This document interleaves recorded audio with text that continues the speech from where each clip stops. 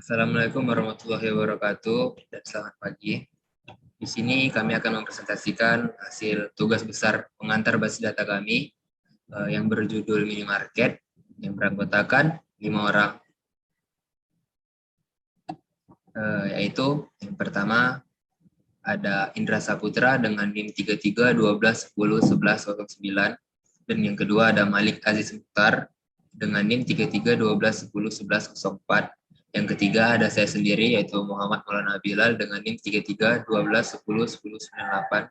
Yang keempat ada Bill Jefferson Ababan dengan NIM 3312101115. Dan kelima ada Dafa Ramadan dengan NIM 3312101089. Basis data minimarket. Sebuah minimarket meminta Anda membuat sistem basis data. Minimarket mempunyai beberapa karyawan bertugas sebagai kasir. Setiap ada customer yang memerlukan transaksi, kasir ini melayaninya. Data penting tentang kasir yang dicatat oleh minimarket adalah nama, alamat, dan nomor telepon. Seorang kasir memungkinkan memiliki lebih dari satu nomor telepon. Setiap pelanggan dapat melakukan transaksi lebih dari satu kali, dan seorang kasir juga dapat melayani transaksi lebih dari satu kali. Seorang pelanggan dimungkinkan memiliki satu kartu member untuk mendapatkan diskon dalam bertransaksi. Untuk member tersebut, data diri pelanggan disimpan dalam basis data. Dalam transaksi tersebut terdapat penjualan barang, yang mana setiap transaksi kemungkinan terdapat berbagai macam barang, dan sebaliknya.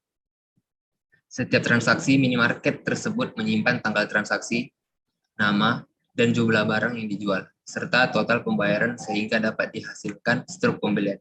Sedangkan setiap barang memiliki nama, merek, jenis, harga, dan stok yang tersedia. Untuk menyediakan stok barang minimarket, barang diperoleh dari supplier. Supplier ini bisa mensuplai banyak barang di minimarket. Namun, barang yang bersangkutan hanya boleh disediakan oleh satu supplier saja. Data supplier yang dimasukkan adalah nama, alamat, dan nomor telepon. Untuk mempermudah komunikasi dalam penyediaan, maka supplier memungkinkan memiliki lebih dari satu nomor telepon. Kami diminta untuk membuat basis data mengenai minimarket yang terdiri dari spesifik barang yang dibutuhkan, jumlah kebutuhan, perkiraan harga, departemen yang mengajukan, serta ruangan di mana barang akan diletakkan. Basis data juga perlu mencatat data departemen dan ruangan di mana departemen tersebut berada. Inventaris juga diberikan kode yang unik, nama merek, spesifikasi, fungsi, harga pembelian, tanggal pembelian, masa pengguna, status, baik atau rusak, dan sebagainya. Di dalam basis data juga terdapat ERD dan penjelasan asumsi mengenai ER diagram yang dirancang skema relasional lengkap dengan primary key, foreign key, not null. Skema tabel disertai dengan instruksi dash untuk setiap tabel. Isi tabel dengan screenshot dari MySQL dan instruksi dan membentuk SQL database kelompok. ER diagram. Di sini terdapat kasir, customer, pembelian, nota pembelian, kartu member, barang, dan distributor. Analisis atribut. Yang pertama ada kasir. Dalam kasir yaitu ada ID kasir, nama kasir, alamat, dan nomor telepon. Yang kedua ada customer. Dalam customer ada ID customer, nama, nomor telepon, dan alamat. Yang ketiga ada pembelian. Di pembelian ada ID pembelian, nama barang, ID barang, jumlah, dan harga barang. Analisis atribut. Yang keempat ada nota pembelian. Ada ID nota, ID kasir, ID customer, harga barang, total pembelian, dan ID pembelian. Yang kelima ada kartu member yang berisi ID member, nama, diskon, alamat, dan nomor telepon. Yang keenam ada barang. Di dalam barang ada ID barang, nama barang, harga barang, satuan, jumlah stok, dan jenis barang. Dan yang ketujuh ada distributor. Dan di dalamnya ada ID distributor, nama barang, ID barang, nama distributor, nomor telepon, jumlah barang, dan alamat. Dan selanjutnya akan dijelaskan oleh rekan saya yaitu Dafa Ramadan. Dafa Ramadan, saya persilahkan. Oke, saya akan melanjutkan pada bagian kardinalitas. Pada bagian kardinalitas ini terdapat beberapa contoh seperti customer ke barang, yaitu disebut juga one to money. Kemudian ada kasir ke barang, disebut juga money to money. Kasir ke customer, disebut juga one to money.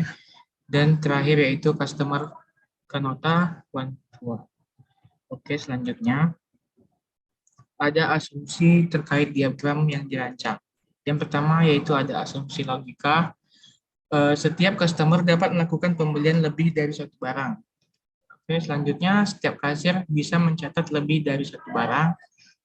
Setiap kasir dapat melayani lebih dari satu customer. Dan juga yang terakhir yaitu setiap customer hanya mendapat satu nota pembelian. Oke, kemudian ada asumsi atribut. Pada distributor yang pertama yaitu terdapat ID distributor, nama barang, nama distributor, dan kontak distributor. Setiap distributor memiliki ID distributor sebagai identitas yang membedakan isi dari setiap distributor tersebut. Yang kedua, ada barang. Di dalam barang ini terdapat ID barang, nama barang, jumlah stok, jenis barang, dan harga barang.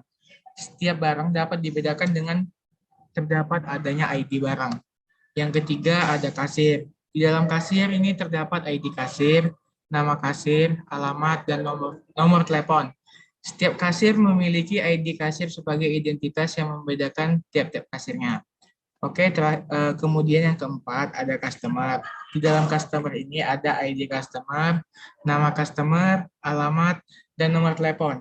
Setiap customer akan dapat dibedakan dengan terdapat adanya ID customer yang berbeda dengan customer yang lainnya. Oke, kemudian ada nota pembelian. Pada nota pembelian ini terdapat ID nota, ID kasir, ID customer, harga barang, total pembelian, dan ID pembelian. Setiap nota yang tersedia memiliki ID nota yang berbeda di tiap notanya yang akan diberikan ke customer. Kemudian ada kartu member. Di dalam kartu member ini ada ID member, nama, diskon, nomor telepon, dan alamat. Setiap customer akan mendapatkan ID member yang berbeda sesuai identitas setiap masing-masing customer-nya. Yang terakhir yaitu ada pembelian. Di dalam pembelian ini ada ID pembelian, ID nota, ID customer, nama barang, jumlah, dan harga barang. Setiap customer akan mendapatkan jumlah pembelian yang akan tersedia di nota pembelian. Oke, kemudian ada asumsi relasi. Yang pertama, customer ke barang. Menggunakan relasi one to money, karena setiap satu customer dapat melakukan pembelian lebih dari satu jenis barang yang tersedia. Yang kedua, yaitu kasir ke barang. Menggunakan relasi money to money, karena setiap kasir dapat mencatat lebih dari satu jenis barang. Yang ketiga, ada kasir ke customer. Menggunakan relasi one to money, karena satu kasir dapat melayani lebih dari satu customer. Yang keempat, ada customer ke nota. Menggunakan relasi one to one karena setiap satu customer hanya akan mendapatkan satu nota pembelian saat melakukan transaksi. Oke, di sini ada skema relasional. Pada distributor, primary key-nya yaitu ID distributor. Di dalamnya terdapat jenis pembayaran, alamat, nama barang, nama distributor, kontak distributor, jumlah barang, ID barang. Pada tabel barang, ada ID barang sebagai primary key dengan isinya yaitu ada satuan, nama barang, jumlah stok, jenis barang, harga barang. Selanjutnya ada kasir. Pada kasir ini, ID kasir digunakan sebagai primary key-nya. Terdapat nama kasir, alamat, nomor telepon. Pada customer, primary key-nya yaitu ID customer, yang isinya nama customer, alamat, dan nomor telepon. Pada nota pembelian, primary key-nya yaitu ID nota, yang isinya ID customer, ID kasir, ID pembelian, harga barang, dan total pembelian. Pada kartu member, primary key-nya yaitu ID member dengan isinya nama, diskon, nomor telepon, alamat. Dan terakhir yaitu dengan tabel pembelian dengan primary key-nya ID pembelian dengan isinya nama barang, jumlah, harga barang, ID barang. Oke, selanjutnya akan dijelaskan oleh Malik. Baik, di sini saya akan menjelaskan skema tabel. Sebelum itu di sini bagaimana kita cara membuat tabel kasir ini, saya akan menjelaskan. Pertama-tama kita buka MySQL, lalu kita ketikkan create tabel kasir, kemudian terus enter, terus buat ininya apa, ID kasir dengan nilai integer 20, primary key-nya not null, auto increment, dan nama kasir variabel char-nya 20 not null, kemudian kontak dengan variabel char dengan size-nya 20 not null, kemudian alamat varchar dengan size-nya 20 kemudian not null, baru titik koma. Setelah itu enter. Jika berhasil maka akan muncul query oke. Setelah itu bagaimana cara kita melihat tabel yang telah kita buat, yaitu dengan cara dengan menuliskan -c kasir titik koma lalu tekan enter, maka akan muncul tabel kasir, yaitu yang pertama dari field berisi ID kasir, nama kasir, kontak, alamat dengan tipe integer 20, varchar 20, varchar dengan size 20, varchar dengan size 20, dengan null semuanya 0. Key-nya yaitu ID kasir, default-nya 0,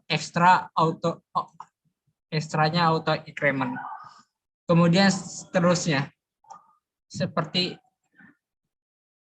tabel customer, tabel pembelian, terus lanjut lagi tabel nota pembelian, tabel member,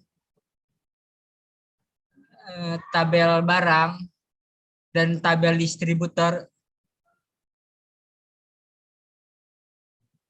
Itu menggunakan perintah database yang sama.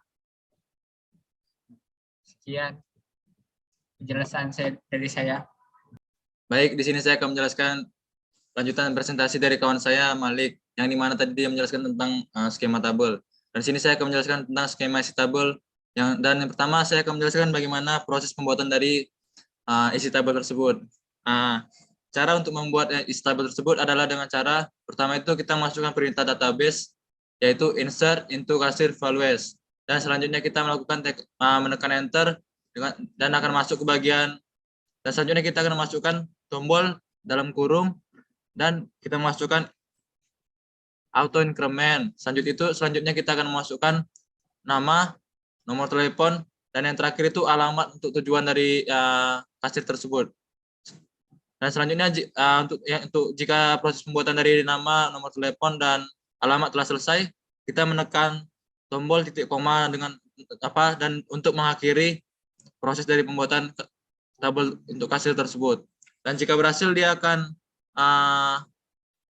menampilkan tampilan dari kasir tersebut. Selanjutnya itu untuk misalnya dan inilah hasil dari tabel kasir yang telah saya buat tadi.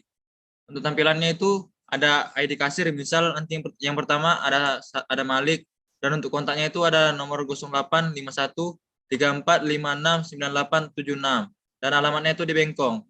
Dan untuk selanjutnya sama seperti yang tadi itu, hampir sama seperti itu. Selanjutnya kita masuk ke bagian tabel customer. Untuk bagian tabel customer ini sama dengan tabel kasir yang sebelumnya. Yang sedikit berbeda adalah untuk namanya doang. Ya, di tabel customer-nya doang. Oke. Selanjutnya untuk tabel pembelian, cara pembuatannya pun hampir sama dengan proses yang di atas tadi. Dan selanjutnya kita masuk ke bagian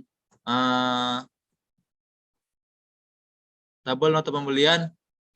Proses pembuatannya pun sama dengan yang tadi. tabel member, dan tabel barang, dan terakhir itu tabel distributor. Proses pembuatan juga sama seperti yang tadi. Dan misal kita ingin memilih untuk menampilkan bagian tabel mana yang ingin kita buat, kita bisa melakukan perintah database dengan cara melakukan perintah select dan memasukkan tabel mana yang ingin kita masukkan. Misal kita ingin masukkan tabel kasir, kita masukkan select from kasir. Dan jika berhasil itu akan menampilkan bagian dari tabel yang kita pilih tadi itu. Baik, begitu saja yang bisa saya jelaskan. Selanjutnya saya lanjutkan kepada teman saya Indra Saputra. Oke, di sini saya akan melanjutkan presentasi dari teman saya tadi dari Bill Jefferson. Di sini saya akan melakukan yang namanya instruksi dan bentuk SQL tabel. Instruksinya adalah update dengan kriteria tertentu, mengubah ID nama kasir dari Dodi menjadi Johnson dengan cara sintaksnya adalah update kasir, update tabel, update lalu nama tabel, yaitu di sini kita menggunakan nama kasir, set bagiannya yaitu nama kasir dengan nama Johnson, where ID kasir 8. Setelah itu kita titik koma lalu enter. Apabila berhasil maka akan keluar tanda yaitu query OK. Maka jika kita ingin melihat apakah tabel yang tadinya awalnya adalah Dodi menjadi Johnson, maka kita bisa langsung melakukan yang namanya select from kasir. Maka nanti di situ akan terlihat pada bagian atas di nomor 8-nya adalah Dodi dan di sini nomor 8-nya menjadi Johnson. Next. Mana sih next-nya? Next. Oh, nggak bisa di next sih. Oke, next. Next, pada instruksi selanjutnya yaitu adalah delete. Di sini kita akan melakukan delete data yaitu data Sasuke pada tabel kasir dengan sintaksnya yaitu adalah yaitu delete from kasir, yaitu kasir adalah nama tabel, where di mana yaitu pada bagian nama kasir dengan ID Sasuke. Setelah itu kita melakukan setelah itu titik koma lalu enter. Apabila berhasil maka akan keluar pesan query OK. Dan untuk melihat apakah delete yang kita lakukan itu berhasil, kita bisa melakukan yaitu select from kasir titik koma enter. Maka di sini bisa terlihat Sasuke yang awalnya berada di nomor 4 sudah tidak ada lagi. Dan selanjutnya next, yaitu instruksi bentuk SQL database selanjutnya adalah menampilkan data tabel berdasarkan kriteria tertentu. Di sini untuk tahap awal kita melakukan kriteria dari satu tabel. Dan di sini kita melakukan yaitu menampilkan semua nama kasir dari tabel kasir dengan cara select nama kasir, lalu select nama kasir, koma kontak, koma alamat from kasir. Maka akan keluar yaitu nama kasir, kontak, dan alamat. Itu untuk yang satu. Yang selanjutnya adalah menampilkan data berdasarkan kriteria tertentu dari 2 atau 3 tabel, yaitu menampilkan data di sini saya melakukannya dengan menampilkan data dari tabel pembelian, yaitu dengan bentuk SQL-nya itu adalah select nama kasir berasal dari tabel kasir, alamat berasal dari tabel kasir, nama barang berasal dari tabel pembelian, jumlah, harga barang. Dan di sini ada perbedaannya yaitu adalah from kasir inner join pembelian. Jadi di sini ada 2 tabel yang dipanggil sekaligus. Next. Di sini ada buatlah 4 query SQL yang berisi sum, con, min, dan max. Dan caranya itu sangat mudah saja ya. Di sini kita hanya perlu melakukan, di sini saya memanggil dulu tabel yang akan menjadi acuan yaitu tabel barang dengan cara select from barang. Setelah itu saya melakukan yang namanya adalah sum, penjumlahan, yaitu dengan sintaksnya select sum harga underscore barang from barang where ID barang. Maka seluruh harga barang itu akan ditotalkan. Di sini ya, harga barang menjadi totalnya adalah 84. Karena yang dijumlahkan itu yang di depan koma semuanya jadi 84. Selanjutnya adalah min dan max, yaitu untuk menentukan nilai tertinggi dan nilai terendah. Di sini saya melakukannya itu adalah select max dari tujuannya yaitu jumlah stok berasal dari tabel barang. Max dari stok tabel barang adalah 20. Dan saya juga melakukan select min dari jumlah stok from barang yaitu adalah 3. Ya, dan selanjutnya adalah count. Dengan susunannya itu adalah select count harga barang from barang where ID barang. Maka count ini adalah jumlah dari barisnya, yaitu ada 1, 2, 3, 4, 5, 6, 7. Maka akan tertulis 7. Oke, sekian dari saya. Saya kembalikan kepada Abil. Oke, itulah penjelasan dari kelompok kami. Mohon maaf apabila ada kesalahan kata. Sekian dari presentasi kami. Assalamualaikum warahmatullahi wabarakatuh.